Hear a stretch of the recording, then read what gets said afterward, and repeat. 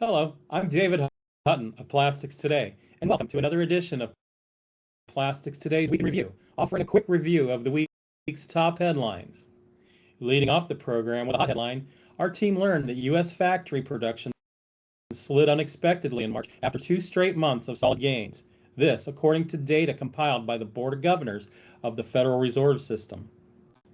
Manufacturing output dipped 0.1% last month after an upwardly revised 0.4% increase in February, Reuters reported this week, citing data from the Federal Reserve.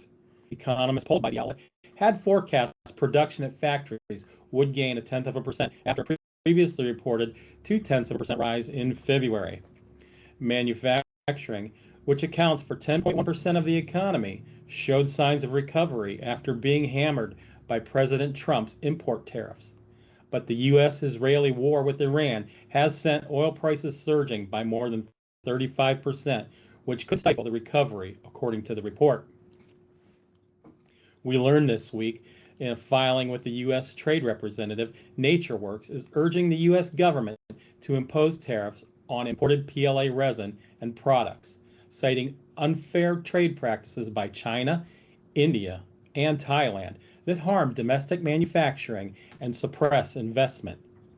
In its April 14th filing as part of a Section 301 trade investigation, the company outlined the detrimental impact of these practices on the domestic PLA industry and called for decisive action to rebuild U.S. manufacturing capabilities.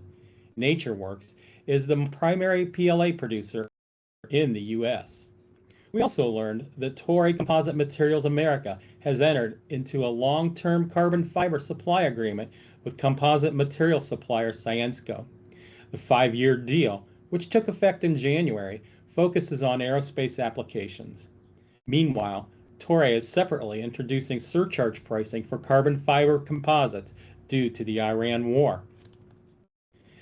At MD&M West Show earlier this year in Anaheim, we asked industry leaders what in the plastics industry keeps them up at night. Syensqo's Natalie Dragoneau said regulations can cause sleepless nights.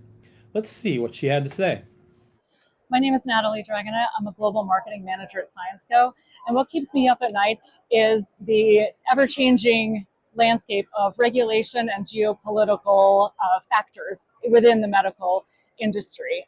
Regulations are changing constantly, and sometimes things change even from year to year. For example, in the United States, last year there were proposed cuts to the National Health Service, which impacts our business significantly, but then I've just learned that those cuts have been restored and they won't be impacting the industry as much as anticipated. So the constant give and take of regulatory pressures and geopolitical movements are within the medical space is what keeps me up at night.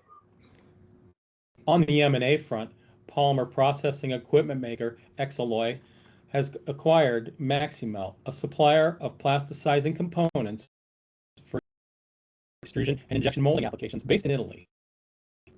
The acquisition expands Exaloy's capabilities in plasticizing components and strengthens its position with customers through an enhanced combination of engineering, materials, and application expertise, according to the Austintown, Ohio-based company. Exaloy's global footprint also includes locations in Germany, Japan, Thailand, and China. In leadership news, Dow this week announced a pivotal leadership transition that will shape the future of the global materials science giant.